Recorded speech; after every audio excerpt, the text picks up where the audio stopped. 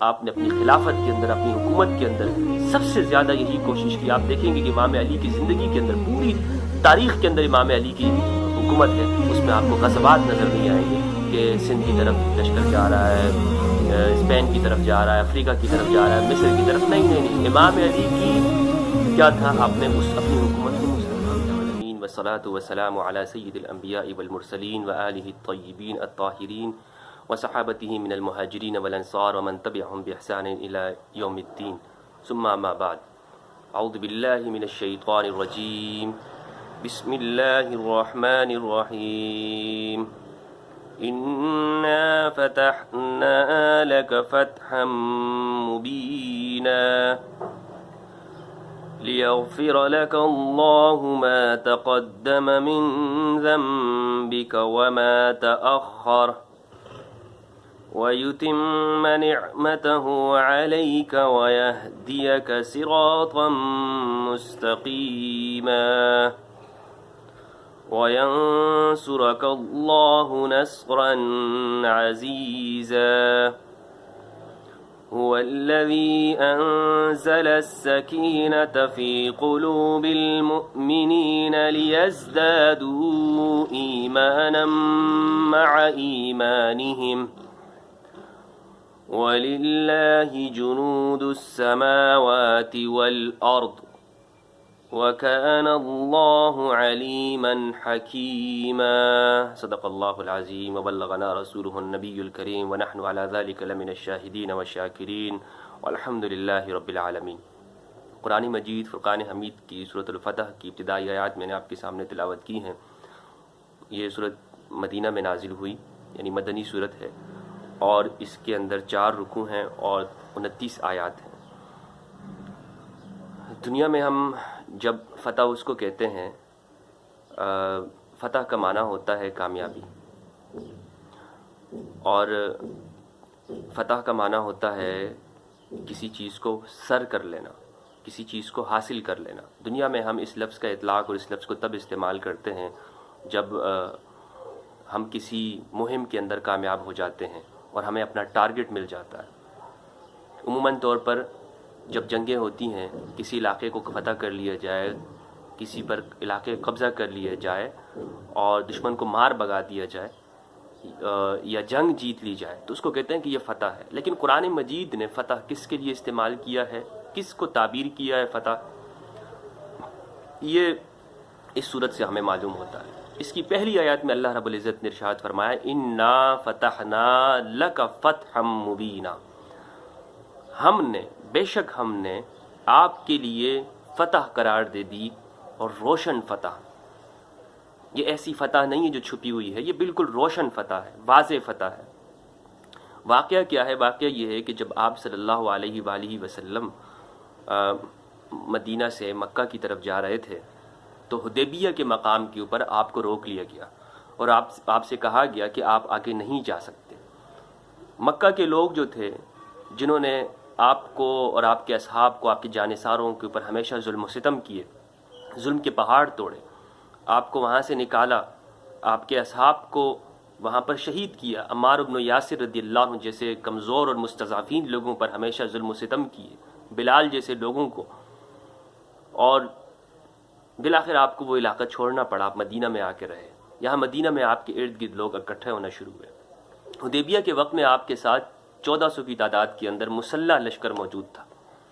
آپ چاہتے تو آپ مکہ کے اوپر یلغال کر کے، انہیں معلوم بھی نہ ہوتا، اور آپ اس علاقے کو فتح کر لیتے اور اپنی حکومت قائم کر لیتے. لیکن آپ نے ایسا نہیں کیا. آپ نے یہ طریقہ نہیں اپنایا. جب باوجود آپ کے پاس طاقت ہونے کے آپ نے وہاں پر ٹھہرے، اور وہ لوگ آئے، انہوں نے کہا کہ ہم آپ لوگوں کو آگے نہیں جانے دیں گے، آپ یہیں سے واپس چلے جائیں، اور گویا کہ یہ جنگ ہی نہ ہو اور آپ ہم سے صلح کر لیں. آپ صلی اللہ علیہ وسلم نے اس کو منظور کر لیا. اور حضرت عمر جیسے لوگ جو آپ کے بہت قریب تھے، انہوں نے اس موقع پر آپ کے اوپر اعتراض کیا اور کہا کہ یہ اللہ کے رسول، آپ یہ کیوں کر رہے ہیں؟ یعنی حضرت عمر جیسے شخص کو بھی اس واقعے کی اہمیت کا اندازہ نہیں ہو رہا تھا، اور اس کے نتائج، اس صلح کے نتائج سے وہ بے خبر تھے. بڑا لشکر ہونے کے باوجود ہم ان کے ساتھ صلح کر لیں گے، تو ہمیں یہ نہیں کرنا چاہیے. اور اس موقع پہ اوپر حضرت عمر کی آواز بھی اونچی ہوئی، لیکن اور اس کا ہمیشہ آپ حضرت عمر کو ایک ندامت بھی رہی کہ میں نے اس موقع پر کیوں آواز اونچی کر لی اور مجھے اس واقعے کا احساس کیوں نہیں ہو پایا کہ آپ صلح فرما رہے ہیں۔ تو قرآن مجید نے فرمایا کہ یہ فتح ہے، یہ کامیابی ہے کہ جنگ نہ ہو، جنگ رک جائے اور صلح ہو جائے۔ باوجود آپ کے پاس طاقت ہونے کے آپ جنگ کر بھی سکتے ہیں، آپ کے پاس یہ طاقت بھی ہے، ایمانی قوت بھی ہے، عزم بھی ہے، اور جہاد کے اوپر آپ تیار بھی ہیں، اور دنیا کی کوئی طاقت آپ کا مقابلہ نہیں کر سکتی، آپ کے اندر یہ ایمانی جذبہ موجود ہے، لیکن اس کے باوجود بھی آپ نے صلح کرنی ہے، آپ نے اس بات سے ہمیشہ رکنا ہے کہ جنگ ہو، آپ نے پہل نہیں کرنی۔ یہی بات ہے کہ جب رسالت مآب صلی اللہ علیہ وسلم جناب امام علی کو جب کسی غزوے کے اوپر بھیجتے اور کہتے کہ تم باہر جاؤ، تو امام علی پوچھتے یا رسول اللہ میں جاتے ہی حملہ کر دوں؟ تو اس موقع کے اوپر آقا علیہ الصلوۃ والسلام نے یہ تعلیمات دی کہ تم پہل مت کرنا، جنگ کے اندر کبھی بھی تم پہل مت کرنا، اور ہمیشہ تم یہ کوشش کرنا کہ جنگ ٹلتی رہے، جنگ ٹلتی رہے، اور ان کو پیغام پہنچانا، اگر وہ مان لیں تو ٹھیک ہے، اور اگر وہ پھر حملہ کر دیں تو پھر تم بھی جو ہے وہ ہمت دکھانا۔ تو قرآن مجید نے اس صلح کو فتح قرار دیا کہ جنگ نہیں ہوئی اور یہ فتح ہے۔ لہٰذا ہمیں یہ سوچنا چاہیے کہ قرآن مجید کی تعلیمات کیا ہیں جنگ کے حوالے سے ہیں۔ قرآن مجید نے اس کامیابی کو فتح نہیں قرار دیا، بلکہ صلح کے اس واقعے کو کامیابی قرار دیا ہے اور فتح قرار دیا ہے۔ یہ قرآن کی تعلیمات ہیں، اور پھر وہ پورا واقعہ سیرت کی کتابوں کے اندر موجود ہے کہ جب وہ معاہدہ ہو رہا تھا تو انہوں نے پھر کس طرح کمزور شرائط پر مسلمانوں کو مجبور کیا کہ مسلمان اس پہ صلح کریں، اور آپ صلی اللہ علیہ وسلم نے رضامندی دکھائی اس پہ۔ واقعہ یہ ہے کہ جناب آپ صلی اللہ علیہ وسلم نے امام علی سے کہا کہ تم اس معاہدے کو لکھو، اور جب لکھنا شروع ہوئے تو امام علی نے لکھا بسم اللہ الرحمن الرحیم۔ تو جو ان کے معاہدہ کرنے والوں کی طرف سے، مشرکین کی طرف سے شخص آیا تھا، اس نے کہا ہم تو رحمان الرحیم کو جانتے ہی نہیں ہے، رحمان الرحیم کیا ہے؟ آپ سیدھا سیدھا لکھیں بسم ہی تعالی، اللہ کے نام کے ساتھ۔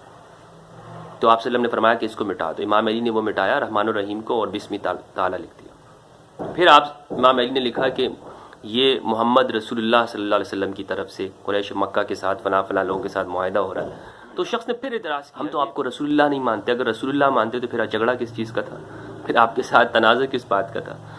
تو آپ صلی اللہ علیہ وسلم نے فرمایا علی اس کو مٹا دو۔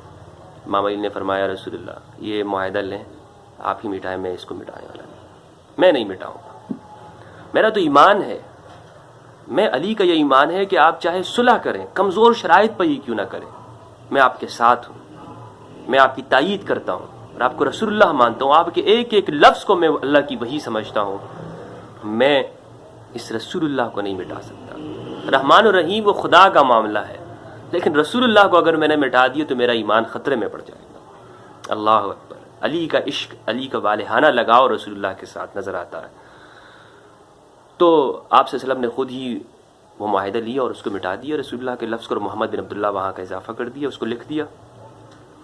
پھر اس سے یہ بھی معلوم ہوتا ہے کہ جو لوگ کہتے ہیں نا کہ رسول اللہ صلی اللہ علیہ وسلم کو نہ لکھنا آتا تھا نہ پڑھنا آتا تھا، آپ تو امی تھے، آپ کو کچھ پتہ ہی نہیں تھا، معاذ اللہ استغفر اللہ، تو ان کو بھی یہ معلوم ہونا چاہیے۔ واقعہ بچوں کو پڑھایا جاتا ہے کتابوں کے اندر کہ آپ صلی اللہ علیہ وسلم نے خود اپنے ہاتھوں سے لکھا تھا، تو آپ اس سے معلوم ہوتا ہے کہ آپ لکھنا بھی جانتے تھے، آپ پڑھنا بھی جانتے تھے، آپ معاذ اللہ ان پڑھ نہیں تھے۔ تو بہرحال اس واقعے کے اس پورے معاہدے کے اندر بہت کمزور شرائط تھی، آپ صلی اللہ علیہ وسلم نے اس پر معاہدہ کیا، اور قرآن مجید کی آیات نازل ہوئی انا فتحنا لک فتحا مبینا، اے حبیب ہم نے آپ کو فتح مبین عطا کر دی، ہم نے آپ کو آج کامیابی عطا کر دی۔ قرآن مجید کے اندر پورے قرآن کا آپ مطالعہ کر دیں، جتنی بھی جنگیں ہوئی ہیں اس میں قرآن نے کبھی بھی فتح مبین کا لفظ استعمال نہیں کیا، صرف اس ایک صلح کے لیے فتح مبین کا لفظ استعمال کیا، اور ارشاد فرمایا کہ یہ جو صلح اور معاہدہ جس کو تم کمزوری سمجھ رہے ہو تمہاری طاقت ہے۔ اس سے کیا ہوگا؟ اس سے یہ فائدہ ہوگا کہ جب تم صلح کر لو گے، تمہارا آنا جانا ہوگا ایک دوسرے کے ساتھ، وہ تمہیں سمجھنا شروع ہو جائیں گے، تم انہیں سمجھنا شروع کر دو گے، وہ لوگ جو اسلام سے ابھی واقف نہیں ہیں ان کے پاس تمہارا پیغام جائے گا، تمہارے دین کی اشاعت ہوگی، اور پھر اس کا نتیجہ یہ سامنے آتا ہے کہ 2 سالوں کے بعد ہی ایک عظیم اسلامی لشکر تیار تھا اور پورا مکہ خود بخود جو ہے مسلمان ہو کر آپ کے قدموں کے اندر آگے قرآن مجید کو کہنا پڑا یدخلون فی دین اللہ افواجا کہ لوگ فوج در فوج دین خدا کے دین میں داخل ہوں گے. اور اسی کو نصر مبین بھی کہا کہ یہ نتیجہ تھا، یعنی فتح مکہ جس کو اذا جاء نصر اللہ والفتح سے تعبیر کیا گیا، وہ نتیجہ ہے صلح حدیبیہ کا. اگر صلح حدیبیہ نہ ہوتی تو وہ نصر بھی نہ ہوتا اور نہ لوگ دین اللہ کے اندر فوج در فوج داخل ہوتے. اس سے معلوم ہوتا ہے کہ اللہ کی رسول کے نگاہوں میں اصل فتح کیا ہے کہ لوگوں تک صحیح پیغام پہنچے اور عدل اور انصاف کے مطابق ایک حکومت، ایک نظام قائم ہو. اور یہی وجہ ہے کہ امام علی نے جب حکومت قائم کی، آپ نے اپنی خلافت کے اندر، اپنی حکومت کے اندر سب سے زیادہ یہی کوشش کی. آپ دیکھیں گے کہ امام علی کی زندگی کے اندر، پوری تاریخ کے اندر امام علی کی جو حکومت ہے اس میں آپ کو غزوات نظر نہیں آئیں گے کہ سندھ کی طرف لشکر جا رہا ہے، اسپین کی طرف جا رہا ہے، افریقہ کی طرف جا رہا ہے، مصر کی طرف. نہیں. امام علی کی کیا تھا، آپ نے اپنی حکومت کو مستحکم کیا اور جو جس رقبے کے اوپر تھی وہاں پر عدل اور انصاف کو قائم کیا کہ خدا کا اصل منشا لوگوں کے لیے عدل اور انصاف کا قیام ہے، ان کو امن دینا ہے، انسانیت دینا ہے، علاقے فتح کرنا نہیں ہے. امام علی نے کوئی علاقے فتح نہیں کیے، باقی دور کے ادوار کے اندر علاقے فتح ہوتے رہے ہیں. امام علی نے، اور اتنا عدل تھا کہ ایک موقع پر جب کسی واقعے کے اندر کیس میں آپ عدالت گئے تو قاضی آپ کے احترام میں کھڑا ہو گئے. امام علی نے فرمایا کہ تم نے اپنے فیصلے کے اندر پہلی غلطی یہ کی ہے کہ میرے احترام کے اندر کھڑے ہوئے ہو. میں یہاں بطور مدعی کے آیا ہوں، یہ ناانصافی کر رہے ہو تم. اور پھر اس قاضی نے آپ کے بیٹوں کی گواہی، سیدہ شباب اہل الجنہ امام حسن اور حسین کی گواہی، آپ کے والد امام علی جو ایمان اور نفاق کے درمیان میں معیار ہیں، ان کے لیے قبول نہیں کی. فرمایا کہ آپ کے لیے آپ کے بیٹوں کی گواہی قبول نہیں ہے. یہ عدل و انصاف ہے. تو اصل جو چیز ہے وہ ہے عدل و انصاف کا قیام، وہ ہے امن کا قیام، صلح، اور طاقت ہوتے ہوئے بھی دشمن کے ساتھ معاہدہ کرنا. لیکن یہ کوئی کمزوری نہیں ہے، ہم اس کو کمزوری سمجھتے ہیں مسلمان. علی شیر خدا جیسے شخص کمزور ہو سکتا ہے اور اس کے ماننے والے کمزور ہو سکتے ہیں. واقعے کے اندر جب آپ نے اپنے دشمن کو پچھاڑ دیا تھا، گرا دیا تھا اور اس کے سینے پہ چڑھ گئے تھے، اس نے آپ کے چہرے انور کے اوپر تھوک دیا. مولا علی نے اس کو چھوڑ دیا. کیوں چھوڑا؟ فرمایا، اس نے کہا کہ میں تو سمجھا تھا کہ ابھی آپ مجھے قتل کر دیں گے، ویسے ہی مرنا تھا تو آپ کے چہرے پہ تھوک دی. امام علی نے فرمایا، پہلے میں تجھے خدا کی راہ کے لیے، رضا کے لیے قتل کر رہا تھا، اب اگر میں تجھے مار دیتا تو اس میں میری نفس، میری خوشی، میرے جسم کی خوشی کہ میں طاقتور ہوں، میں بہادر ہوں، یہ شامل ہو جاتی، اس لیے میں نے تجھے چھوڑ دیا. علی کی سیرت ہے. علی نے کبھی اپنی زندگی کے لیے، اپنی جوانمردی دکھانے کے لیے کسی کے ساتھ قتال نہیں کیا.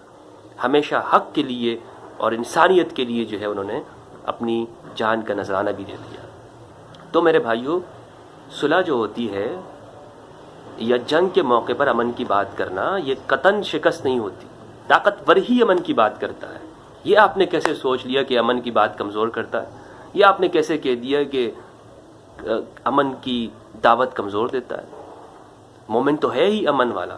المؤمن من امنہ الناس علی دمائہم واموالہم. یہ حدیثیں ہم نے صرف فضیلت کے لیے کتابوں میں رکھی ہوئی ہیں.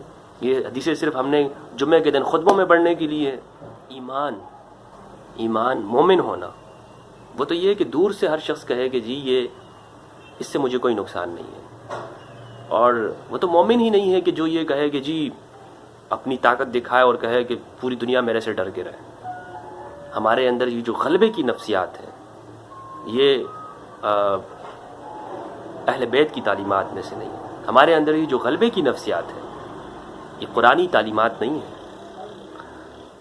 تو میں یہی کہوں گا کہ فتح وہ کیا ہے؟ وہ صلح ہے، اور یہ ہرگز شکست نہیں ہوتی، ہرگز کمزوری کی دلیل نہیں ہے. اللہ تعالی ہم سب کو قرآن مجید سمجھنے کی، پڑھنے کی اور تعلیمات اہل بیت سے روشناس ہونے کی توفیق دے.